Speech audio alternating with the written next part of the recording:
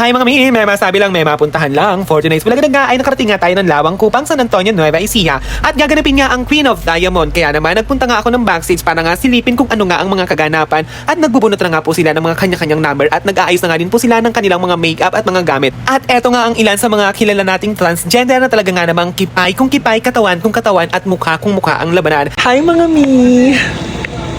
Hi mga mi! Hi mga mi! Hi mga mi! Hi mga mi! Thank you po. Hi mga mi! Hello mga mi! Hi mga mi! Hi mga mi!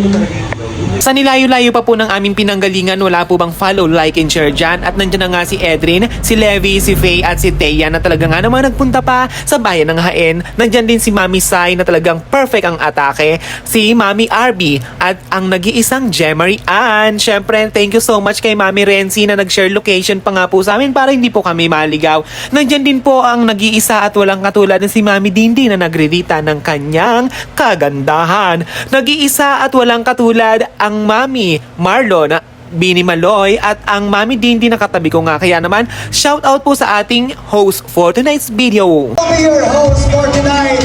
My name is Jeremy Lopez. At ako po ay naniniwala sa kasabihan, sana kayo din. And I thank you.